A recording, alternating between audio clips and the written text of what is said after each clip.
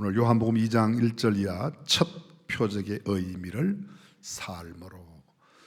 예수님의 공생의 시작은 성령에게 이끌려 마귀를 이김으로 시작하셨습니다. 그러므로 예수 그리스도를 구주와 주님으로 영접한 사람은 승리하는 삶을 살 뿐입니다. 인생의 과정 가운데 때로 실패를 만나도 실패는 실패가 아니라 뭐예요? 과정이에요. 궁극적으로 우리는 승리하는 삶을 살 수밖에 없는 그런 존재가 그리스도 안에 있는 영생을 얻은 우리들입니다. 요한복음에는 7개의 표적, 그리고 예수님께서 부활하신 뒤에 또 하나의 다른 표적, 이렇게 해서 모두 8개의 표적이 있습니다. 사복음서 전체에 약 35개의 예수님의 기적이 기록되어 있습니다. 그리고 40여 개의 비유가 있습니다. 그런데 요한복음에는 비유는 하나도 들어있지 않습니다. 기적만 예수님 십자가 사건까지 7개, 다시 부활하신 후에 153마리의 큰 고기를 잡는까지 8개가 기록되어 있습니다. 이 표적, 세메이온이라고 하는 헬라어의 뜻은 창조자이신 하나님의 뜻을 피조물인 인간에게 직접 제시하시는 사인, 표지, 그런 뜻입니다. 표적은 사람은 할 수 없는데 하나님만 할 수 있는 것, 우리가 흔히 기적이라고 말하는 거죠. 이 기적 안에는 하나님의 메시지가 포함되어 있습니다. 그 메시지는 예수 그리스도가 곧 하나님이시라는 겁니다. 일상의 삶 속에서 보통은 경험할 수 없는 특별한 경험, 이것이 바로 표적이고 기적입니다. 그 방법도 기이하고 또 일 자체도 매우 신기합니다. 표적은 결과보다 동기와 목적이 훨씬 더 중요합니다. 인간들이 일반적으로 어떤 경이로움을 나타내는가 보다도 더 중요한 것은 그 표적을 통하여 표적을 행하신 우리 주님이 어떤 분인가, 그리고 그 결과는 하나님께 영광을 돌리게 되는 것, 그것을 말합니다. 이 표적의 시작은 이렇게 시작합니다. 2장 1절 말씀, 사흘 되던 날 갈릴리 가나에 혼인이 있어 예수의 어머니도 거기 계시고 예수와 그 제자들도 혼인의 청함을 받았다고 말합니다. 사흘 되던 날, 예수님께서 빌립과 나다나엘을 만난 뒤 3일 만에, 만난 그날로부터 3일 만에. 요한복음 1장에 보게 되면 이튿날 이런 표현이 4번 반복됩니다. 가장 첫 번째 날로 기록된 날은 1장 19절 말씀에 유대인들이 예루살렘에서 제사장들과 레위인들을 요한에게 보내어 네가 누구냐 물을 때 요한의 증거가 이러합니다. 나는 그리스도가 아니다. 나는 선지자 이사야의 말과 같이 주의 길을 예비케 위하여 온 광야에 외치는 소리라고 말합니다. 나는 물로 침례를 주지만 너희 가운데 너희가 알지 못하는 한 분이 있는데 그분은 내 뒤에 오시는 그분이 성령으로 너희에게 침례를 베풀 것이라고 말합니다.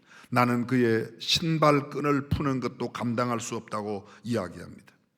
그리고 1장 29절에 보면 그 이튿날 소위 유대인들이 예루살렘에서 제사장들과 레위인들을 요한에게 보낸 그 이튿날, 그게 둘째 날이죠. 둘째 날 예수께서 요한에게 나오심을 보고 가로되 보라, 세상 죄를 지고 가는 하나님의 어린 양이다. 그분은 나보다 먼저 계셨던 분이고 그분이 침례를 받을 때 성령이 비둘기같이 임하신다고 이야기해요. 두 번째 날입니다. 1장 35절 성경은 또 이렇게 하면 또 이튿날. 그럼 그 다음 날이죠. 몇 번째 날이에요? 세 번째 날입니다. 요한이 자기 제자 중에 2사람과 함께 섰다가 예수님의 나타나심을, 예수님이 이렇게 다녀오심을 보고 말하되 보라, 하나님의 어린 양이로다. 그랬더니 요한의 2제자가 예수님을 따라갑니다. 이것이 그 세 번째 있었던 날입니다. 그리고 1장 40절에 보면 요한의 말을 듣고 예수를 좇는 2사람 중에 하나는 시몬 베드로의 형제 안드레라. 그 안드레가 예수님을 만나고 그의 형제인 베드로에게 가서 내가 메시아를 만났다. 안드레와 베드로가 예수님을 만난 이야기가 기록되어 있습니다. 몇 번째 날이에요? 4번째 날입니다. 이 날이 4번째 날입니다. 조금 전 3번째 날 요한의 두 제자가 예수님을 따라갔다고 되어 있고 그때가 오후 4시입니다. 성경에 보면 이렇게 되어 있습니다. 와 보라 그날 함께 거하니라 때가 제 10시쯤 되어 6시가 12시예요. 그럼 10시면 오후 4시 정도 되는 겁니다. 그날 갔고 그 다음날 베드로와 안드레가 예수님을 만나게 됩니다. 그리고 43절 제가 처음 말씀드렸던 예수님이 빌립을 만나고 빌립 나다나엘을 함께 만났습니다. 나다나엘이 예수님께서 나다나엘에게 내가 무화과나무 아래에 있을 때 내가 이미 보았다고 했던 기록입니다.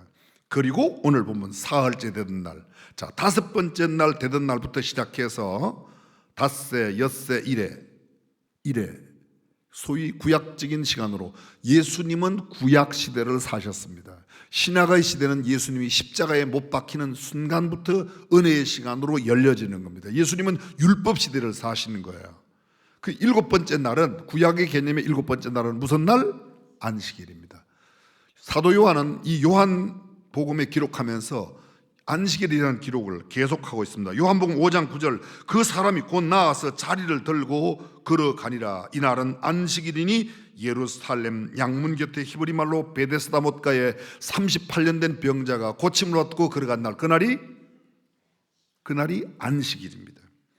7장 22절 23절에 보면 그러므로 너희가 안식일에도 사람에게 할례를 주는다. 사람이 안식일에도 할례를 받는 일이 있거든 내가 안식일에 사람의 전신을 건전케 한 것은 너희가 나를, 그것 때문에 너희가 나를 노예화할 수 있냐. 안식일에 주님께서 또 온전하게 사람을 고치신 일을 기록하고 있습니다. 9장 14절 여러분이 잘 아시는 일입니다. 이게 다 7가지 표적 가운데 있는 내용인데 실로암 못에 가서 맹인이 눈을 뜨게 된 사건, 그날도 안식일이었습니다. 요한복음에 제가 조금 전에 말씀드렸던 7개의 표적이 있다고 그랬습니다. 부활하신 뒤까지는 8개. 첫 번째가 갈릴리 가나의 혼인잔치입니다. 두 번째 혼인잔치에서 물을 포도주로 만드신 표적이고, 두 번째 왕의 신하의 아들을 고쳐주신 이야기가 2장 마지막 부분에 나타납니다. 그 다음에 5장 베데스다 못가에 38년 된 병자, 조금 전에 설명드렸습니다. 네 번째 베세다 마을에서 오병이어로 5,000명을 먹이고 12강주를 남게 하는 기적, 이게 네 번째입니다. 다섯 번째 날 조금 전에 말씀드렸던 요한복음 9장 날 때부터 맹인된 그 사람, 그의 눈에 예수님께서 침을 뱉어 흙을 바르고 실로암 못에 가서 씻으라 했더니 눈이 띄어졌다고 이야기하고 있습니다. 여섯 번째, 죽었던 나사로가 나흘 만에 살아나는 기적, 표적, 그것이 여섯 번째입니다. 일곱 번째, 예수님께서 십자가에 달려 돌아가시고 사흘 만에 부활하신 겁니다. 부활하신 뒤 예수님의 제자들은 다 나도 물고기 잡으러, 베드로도 떠나고 도마도 떠나고 다 떠났습니다. 디도모 다 떠났는데 그때 예수님께서 너에게 물고기가 있느냐? 없습니다. 그때 배 오른편에 그물을 던져라 그랬더니 그물을 던졌더니 153마리의 큰 고기가 잡혔다. 이것이 바로 요한복음이 기록하고 있는 7개의 기적, 마지막까지 한다면 8개가 됩니다. 그렇습니다. 예수님께서 공생애를 시작하시며 첫 번째 표적을 행하신 날이 안식일입니다.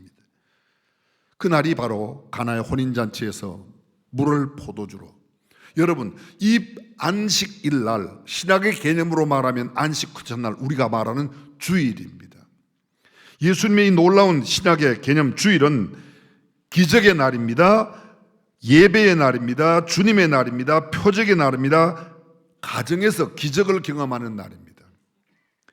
혼인잔치집에 초대받은 예수님과 어머니 그리고 예수님의 제자들, 근데 그 집에 문제가 생겼습니다. 그 문제가 뭡니까? 포도주가 모자란지라. 헬라어 원어에는 포도주가 떨어졌습니다. 동이 났습니다. 포도주는 잔치집에 반드시 해야 되는 필수품입니다. 이건 없으면 안 되는 겁니다. 포도주, 기쁨을 상징합니다. 혼인잔치의 가장 중요한 준비물이 바로 이 포도주인데, 포도주가 떨어진 혼인집, 기쁨과 축제는 어느새 좌절과 절망 그리고 슬픔으로 바뀌어졌습니다. 혼주의 수치, 혼주의 창피, 모욕적인 일로 기록되고, 심지어는 며칠간 계속되는 이 잔치 가운데서 포도주가 떨어지면 혼주가 고발을 당하기도 하고 고소를 당하기도 하는 일이 당시에 있었다고 말합니다. 다시 쉽게 말씀드리면 포도주가 떨어지면 그 동네 더 이상 창피해서, 죄송합니다, 쪽팔려서 살지도 못하고 이사를 가야 되는 그런 상황이 생겨났던 겁니다. 근데 예수의 어머니가 그 사실을 예수에게 포도주가 떨어졌다고 이야기합니다. 마리아가 혼인잔치집에서 상당한 지위에 있음을 알 수 있습니다. 그 다음 나오는 말씀이 뭐죠? 예수께서 무엇라고 말씀하시든지 너희는 그대로 해라, 이런 말들을 그 집에 하는 것으로 보아 예수님의 어머니가 그 집에 상당히 영향력을, 그 잔치에 상당한 영향력을 끼치고 있습니다. 성경에는 자세히 나와 있지 않지만 외경에는 이 잔치집이 요한의 잔치라고 표현하기도 하고, 또 아니면 그 요한은 예수님과 이종 사촌지간이니까 어쩌면 마리아가 그곳에서 큰 역할을 했다고도 할 수 있습니다. 예수가 어머니에게 말합니다. 여자여, 나와 무슨 상관이 있나이까? 이 구절을 읽을 때마다 좀 당황하지 않습니까? 어떻게 아들이 엄마에게 여자여, 나와 무슨 상관이 있습니까? 이건 아들로서 하는 이야기가 아닙니다. 사실은 원어를 우리가 잘못 해석해서 그렇습니다. 사실 지금 번역되어 있는 대로라면 매우 무례한 듯한 말입니다. 상당히 어색하고 예절 바르지 못한 아들이 엄마에게 어떻게 이렇게 이야기할 수 있는가? 너무 버릇도 없고 도의에 벗어난 듯합니다. 나와 무슨 상관이 있냐고 매우 배척하는 상황입니다. 화를 내는 듯한 표현입니다. 상충과 비난이 섞인 말처럼 느껴집니다. 굉장히 거칠고 퉁명스러운 그런 모습입니다. 그런데 실제로는 전혀 그렇지 않은 내용입니다. 이 내용의 가장 핵심적인 내용은 원어에 보면 이 여자여라고 말할 때 구나이라는 단어를 쓰고 있는데, 이 단어는 아주 극존칭, 사랑과 존경을 담고 있는 표현입니다. 예수님이 십자가 위에서 하신 말씀 가운데 세 번째 하신 말씀이 요한에게 어머니를 부탁하는 이야기를 합니다. 보라 어머니라, 이렇게 말해요. 그리고 마리아에게 뭐래요? 요한을 가르쳐서 여자여 보소서 아들이니이다 라고 말할 때 그 여자, 십자가 위에 마지막 죽으며 어머니를 부탁하는 예수님이 예수님의 어머니 마리아에게 여자야, 이게 공경의 표현이지 결코 함부로 쓰는 표현이 아니라는 거죠. 뿐만 아니라 로마 황제 아우구스투스, 아마 많이 들어보셨을 겁니다. 이 아우구스투스가 당시 이집트의 최고 세계적인 미인이라고 불리우는 클레오파트라 여왕에게 부를 때에 여자여라고 부를 때 그 단어가 바로 이 구나이라는 단어를 쓰고 있습니다. 저 유명한 호머의 서사시 오디세이에서 율리시즈가 사랑하는 아내 페넬로프를 부를 때 여자여 이렇게 부르고 있습니다. 그러니까 아주 사랑하는 관계, 극존칭의 관계로 표현하는 표현이다, 그렇게 여자여 이렇게 말하는 겁니다. 무슨 상관이 있나이까? 그 다음에 뭐라고 그래요? 아직 내 때가 이르지 않았습니다. 여러분, 여기 예수님께서 내 때가 아직 이르지 않았다고 말씀할 때 내 때는 어떤 때입니까? 예수님께서 하나님의 뜻을 행함으로 하나님께서 영광 받으시는 그때가 아직 오지 않았다는 겁니다. 예수 그리스도가 메시아로서의 사역을 하실 때가 아직 오지 않았다는 겁니다. 예수님의 메시아성을 나타내실 때가 아직 아니라는 겁니다. 구속사역, 쉽게 말하면 십자가를 지고 우리를 구원하시는 구원의 사역을 할 때가 아직 오지 않았다, 그런 말입니다. 예수님께서 하나님의 뜻을 이루어 하나님을 영화롭게 하고 자신도 영광되는 일을 아직 할 때가 되지 않았다는 그런 말입니다. 5절, 너희에게 무슨 말씀을 하시든지 그대로 하라. 신학자들은 이 말씀을 제5복음이라고 말합니다. 마태복음, 마가복음, 누가복음, 요한복음, 제5복음. 예수님이 무엇라고 말씀하시든지 그대로 하라. 예수님 말씀대로 행하는 게 참된 복음의 진리인 줄로 믿습니다. 어머니 마리아의 신앙과 이 무조건적인 순종이 첫 번째 기적을 이루어냈습니다. 예수님의 이 첫 번째 기적이 어디에서요? 가나의 혼인잔치에서. 여기 첫 번째라는 개념은 무슨 뜻인가 하면 두 가지 의미가 있습니다. 예수님의 어떤 기적보다 가장 먼저 행하셨다, 시간적인 의미에서 가장 먼저 한 기적, 그게 물을 포도주로 만든 기적입니다. 두 번째 의미는 이 첫 번 기적이라는 수많은 많은 표적들 가운데서 가장 탁월한, 가장 우수한, 가장 중요한 표적이 이 표적이라는 겁니다. 근데 예수님 거기 말씀하신 대로 거기에 결례를 따라 돌 항아리, 두세 통 드는 돌 항아리 6이 있었다고 말합니다. 이 두세 통 드는 돌 항아리는 우리로 표현하면 약 한 30리터 정도의 물이 들어가요.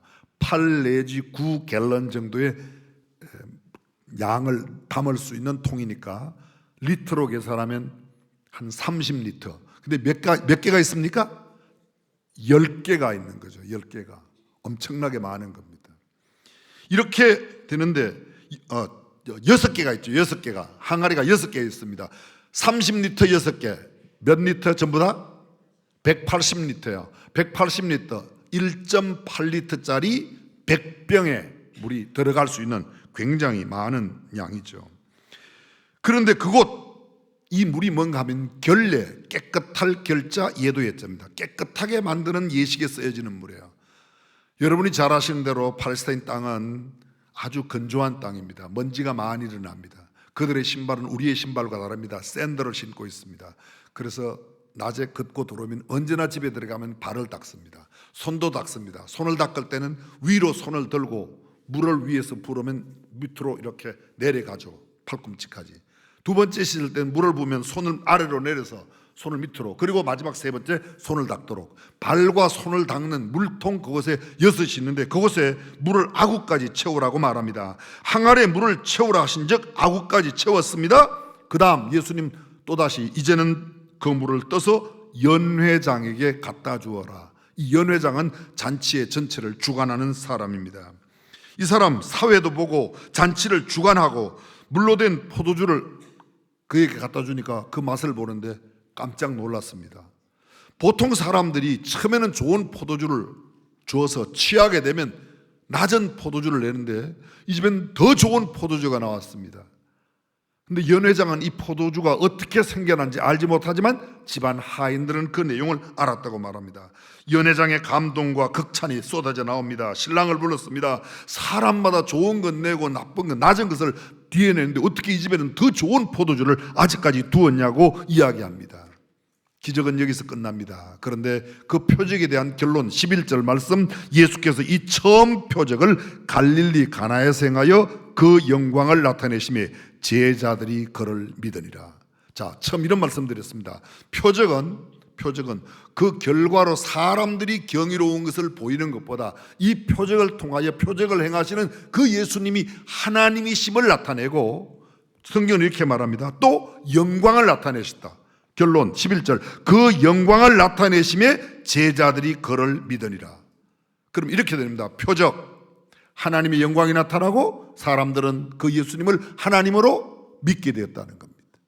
표적, 영광, 믿음.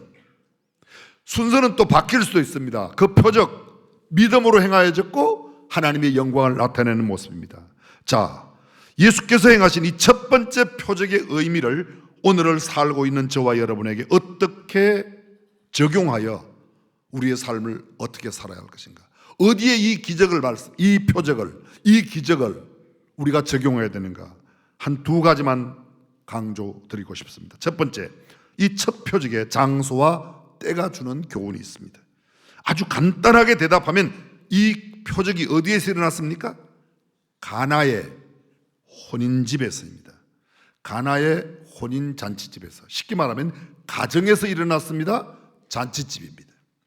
예수님의 최초의 공적 행보가 혼인잔치집이었습니다. 예수님의 가장 먼저 시작한 이 표적은 산기도가 아니었습니다. 죄송합니다. 예배당이 아니었습니다. 큰 부흥의 장소가 아니었습니다. 어떤 큰 행사가 아니었습니다. 철야기도 부흥회가 아니었습니다. 예수님의 첫 행보는 혼인 예식하는 집이었습니다. 하나님께서 아담과 하와를 창조하신 후 첫 사역이 뭐였죠? 하와를 아담에게 끌어와 결혼 주례를 하셨어요. 하나님의 첫 번째, 온 우주를 만들고 아담과 하와를 만드신 이후 하나님께서 사람을 만들고 행하신 첫 번째 행사가 결혼 주례 하셨단 말이에요. 예수님께서 첫 번째 하신 표적을 어디에서요? 잔치집에서 하셨다는 거예요. 혼인잔치에서. 혼인은 영적인 면에서 그리스도와 그의 교회 사이에 이루어지는 겁니다. 우리가 이렇게 말하지 않습니까? 신랑 대신 예수께서 우리 오실 때 우리는 신부로 그분을 맞이하지 않습니까? 아멘이 안 오면 고개라도 끄덕끄덕 하시고, 아주 격한 반응을 보이시려면 양말을 벗어가지고 막 흔들어 주시고, 그렇게 하나님의 첫 번째 사역이 뭐예요? 인간에게 베푼 첫 번째 사역이 혼인주례래요. 예수님의 첫 번째 기적의 장소가 어디라고요? 혼인잔치집이었습니다. 혼인관계가 선명하고 선결하지 못한 종교는 거의 보십시오, 이단 사이비의 특징입니다. 이단들은 거의 JMS가 그러합니다. 다른 여기서 하나하나 언급하지 못하는 수많은 이단들 거의 보면 가정을 붕괴시킵니다. 가족관계를 무너뜨리고 있습니다. 근데 건강한 신앙, 건강한 모습, 성경적인 아름다운 신앙의 모습은 가정을 아름답게 지키는 것인 줄로 믿습니다. 하나님의 말씀인 히브리서 13장 4절 이렇게 말합니다. 모든 사람은 혼인을 귀히 여기라. 아멘이에요. 다시 한번요. 모든 사람은 혼인을 귀히 여겨라. 이게 성경 말씀이에요. 혼인은 아무렇게나 하는 게 아닙니다. 뭐 이 사람하고 살다가 안 맞으면 다른 사람하고 살지, 그렇게 할 수 있는 게 아니라는 겁니다. 충분한 기도와 숙고 없이 분별 없고 경솔하게 해서는 안 됩니다. 경건하고 신중하게 정직하고 진지하게 하나님을 경외함으로 예수님을 모신 결혼이 되어야 돼요. 하나님이 주례하는 아담과 하와, 예수님이 첫 번째 기적을 행한 가나의 혼인잔치처럼 그렇습니다. 결혼은 외모만 보고 그가 가진 경제력만 보고 세속적인 가치로만 보아 결혼하는 게 아닙니다. 그리스도인들이 가장 소중하게 생각하는 것이 얼마나 믿음 가운데 있는가, 얼마나 신앙 가운데 행하여지는가, 얼마나 예수님을 삶의 주인으로 모시는가가 가장 중요한 줄로 믿습니다. 예수 그리스도와 신앙이 배제된 결혼은 반성경적이며 불행할 수밖에 없습니다. 예수님의 공적 첫 행보는 문제가 발생한 혼인집에서 기적을 행하심으로 행복하고 유쾌하게 즐거운 감동과 감격을 주셨던 그런 기적입니다. 상당수의 목회자들과 지도자들이 침울한 분위기를 만들거나 심령을 어둡고 캄캄하게 하는 그런 메시지를 전하며 표정도, 어떤 분들은 굉장히 성경을 해석하면 막 겁을 줘요. 두려움을 줘요. 요한계시록이 기록된 목적이 뭐죠? 환난과 핍박을 받고 있는 당시의 사람들에게 이 환난, 핍박 이후에 정말 희망이 있고 천국이 있고 소망이 있다고 그렇게 표현하는데, 얼마나 많은 성경 해석학자들이 요한계시록을 해석하며 겁을 주는지 공포를 주는지 막 두려워 떨게 만들어요. 그건 성경의 해석이 잘못됐습니다. 하나님의 말씀 속에 우리가 죄인임을 깨닫고 죄를 통회할 때는 정말 죄 때문에 통회하지만 울지만, 그러나 예수 그리스도로 말미암는 구원으로 말미암아 참된 희망을 얻고 즐거움을 회복하고 하나님의 자녀됨의 특권을 누리며 영생을 누리는 복이 있는 줄로 믿습니다. 그것이 성경적인 신앙생활의 태도예요. 그래서 예수 믿어도 맨날 징징거리는 거는 예수 잘못 믿는 거예요. 기쁘고 즐겁고 행복하게, 아멘. 그게 그리스도를 믿는 삶, 신앙의 삶이에요. 마치 샤워를 하고 나왔을 때처럼 산뜻한 마음과 기분을 줄 수 있어야 합니다. 우울함과 부정적인 심리를 갖게 하는 것은 복음의 본질이 아닙니다. 기쁘고 즐겁게 해야 됩니다. 유명한 찰스 스펄전은 신학생들에게 주는 강연이란, 소위 목회자 후보생들에게 주는 강연이란 책 속에서 현명한 충고를 이렇게 해주고 있습니다. 무덤과 같은 어조는 장의사가 되려는 사람에게는 적합할지 모르지만 나사로는 신음소리 같은 그 침울한 소리를 듣고 무덤에서 나오지는 않았을 것이다. 침통하게 하는 게 아니라는 거죠. 쾌활함을 가지지 못한 사람은 차라리 장의사가 되어 죽은 자들을 매장하는 일이나 하는 것이 좋다. 왜냐하면 이런 사람은 살아있는 사람에게 영향을 끼치지 못할 것이기 때문이다. 나는 영혼을 구원하려는 모든 사람에게 밝고 명랑하기를 구원한다. 그렇다고 경거망등하고 허풍을 떠는 수다쟁이가 되라는 말은 아니다. 다정다감하고 온화한 마음씨를 가져야 한다는 말이다. 파리를 모으는 데는 식초보다 꿀이 낫고 밝은 영혼들을 천국으로 인도하는 데는 얼굴에 지옥의 시면을 그리고 있는 사람이 아니라 얼굴에 천국의 모습을 비치고 있는 사람이 할 수 있는 일이다. 그렇습니다. 따라서 목회의 사역은, 교회의 사역은, 하나님의 사역은 기쁘고 즐겁고 유쾌한 마음으로 해야 될 줄로 믿습니다. 그리고 이 첫 표적은 가정에서 일어났던 기적. 어디에서요? 가정에서. 거대한 광장이 아닙니다. 거창한 국가적인 행사가 아니었습니다. 그런 데서 베푼 기적이 아닙니다. 광화문 내거리에 뻑적지근하게 군중들이 운집한 가운데 이루어졌던 그런 표적이 아닙니다. 이것은 가나라는 작은 마을 한 집에서 이루어진 사건입니다. 그린 아미타제가 그의 저서 성 누가의 초상이라는 책에서 단순하고 소박한 사건들과 사람들을 배경으로 하여 일하시는 예수님을 누가복음에서 본다고 이야기했습니다. 예수님을 보고 얼마나 기뻐했는지를 표현하기를 하나님을 하나님은 정말 가정으로 오셔서 가장 가정적인 분이심을 나타내셨다. 그 복음이 누가복음이라고 말했습니다. 이 복음은 하나님을 바로 가정 안으로 모시고 들어오는 것이며 삶의 평범한 사건을 가운데 모셔온 것이라고, 평범한 사건 가운데 예수님을 모셔온 것이라고 이해했습니다. 그렇습니다. 예수님의 첫 표적은 가나에 있는 한 가정을 예수님께서 얼마나 귀하고 중하게 생각하셨는지를 넉넉하고도 충분하게 보여주는 사건입니다. 본문 11절 다시 봅니다. 그 영광을 나타내신 기적, 바로 그 첫 기적이 한 가정에서 이루어졌습니다. 사랑하는 성도 여러분, 성도의 가장 신앙의 근본적인 출발은 예배당이 아니에요. 가정이에요. 가정이 소중하다는 것을 모르는 사람은 거의 없습니다.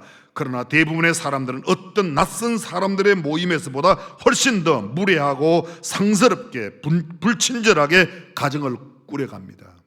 이기적으로 행동합니다. 자기중심적으로 생각하고 함부로 말합니다. 아내를 귀찮게 합니다. 아내를 귀하게 여기지 않습니다. 사랑하지 않습니다. 남편에게 경홀히 대하며 낯선 행인에게 하지 못할 언동을 쉽게 행합니다.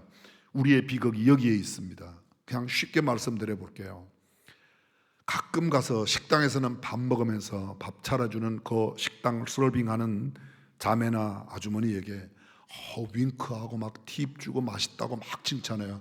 근데 집에서 맨날 온갖 허드렛 일을 다 하고 밥도 해주고 빨래도 해주고 자녀들 다 돌봐주고 집안에 있는 자질구레한 그 모든 일을 다 하는 아내는 아주 우습게 하는 남자들이 여기에도 있어요. 이상한데 또 아멘을 또 말하세요. 교회에 오면 자기보다 10살, 20살 어린 전도사나 목사한테도 목사님, 전도사님 그랬는데 집에서는 남편한테 막 호령하는 그런 여자들이 여기에도 없기를 바래요. 근데 있어요. 그 범인이 접니다. 요사이는 제가 조금 많이, 제가 생각해도 조금 변화되고 있는데요. 아직도 완전하지는 않고. 근데 지금 잘 몰랐어요. 제 아내가 되었으니까 막 함부로 대했어요. 제 아내는 저보다 나이가 많거든요. 근데도 막 반말을 찍찍했어요. 회개합니다.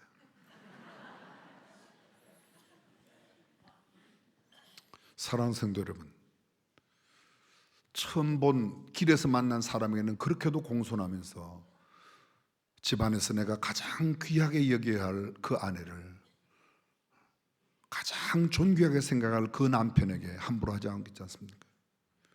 그리스도인의 올바른 태도가 아니에요. 어쩌면 교회에서 어떤 나이 드신 장로님 또는 목사님 이런 성직자에게 하는 것보다 더 소중하게 내 남편에게, 내 아내에게 감사합니다. 그게 예수님 모시고 살아가는 사람들의 태도예요. 특별히 한국 사람들은 그렇지 않아요. 가족들에게는 좋은 신랑이네요. 그렇다고 안 해요. 살아봐요 이래요.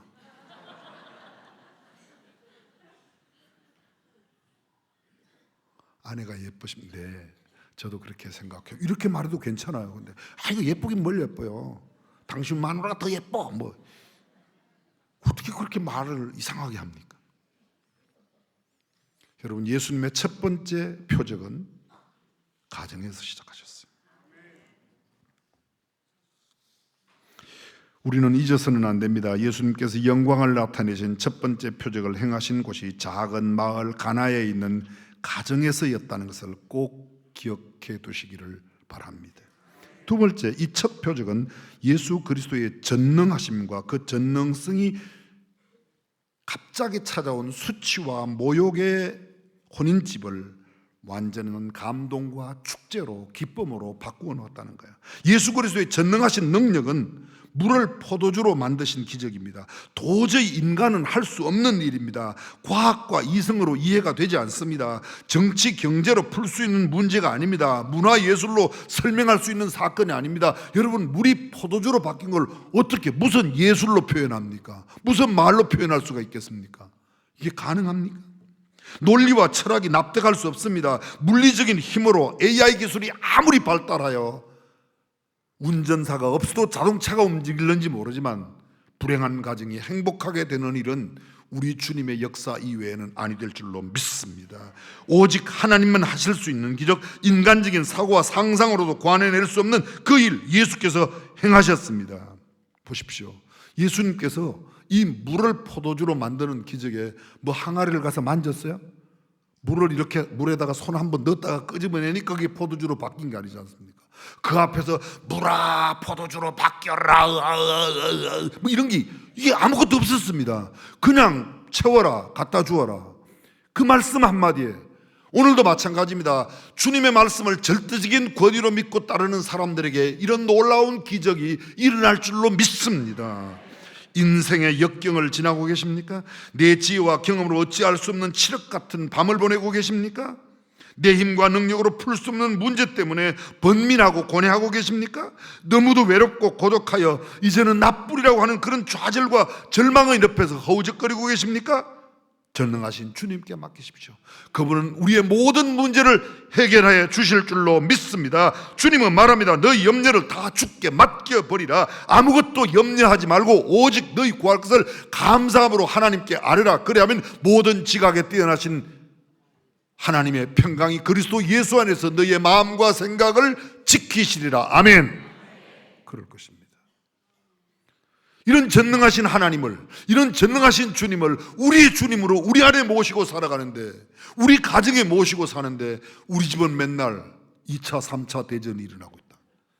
말이 아니지 않습니까? 그리스도인의 삶이 아니에요. 그거는 오직 예수 그리스도가 답입니다. 예수 그리스도가 길입니다. 예수님만 진리요 생명입니다. 예수님만 빛이요 소망입니다. 오직 예수. 그렇습니다. 할 수 있거든이 무슨 말이냐? 믿는 자에게는 능치 못함이 없다고 말합니다. 내게 능력 주시는 자 안에서, 내게 능력 주시는 자 누구죠? 주님 안에서 모든 것을 할 수 있느니라. 그렇습니다. 예수 그리스도께서 우리의 문제와 수치와 모독을 바꾸어 기쁨과 즐거움으로 승리와 행복으로 바뀌어 주실 줄로 믿습니다.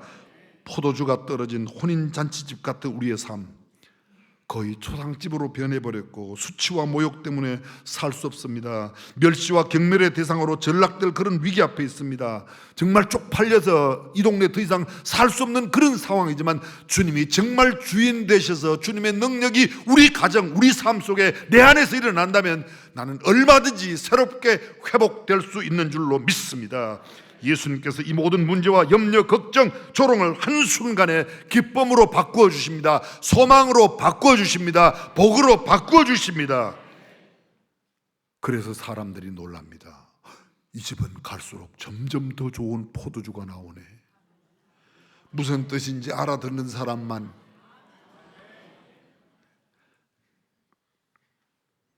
그렇습니다. 저는 이런 상황 가운데도 마리아는 주님을 절대로 신뢰해요. 단순히 아들이 아닌 이제는 한 여인으로, 한 여성도로 그의 삶에 주님 되신 예수님께 다 모든 것을 알아요. 포도주 떨어진 거, 그것을 알아요. 그리고 예수님께서 무엇하라고 말씀하시든지 그대로 하라고 하인들에게 말합니다.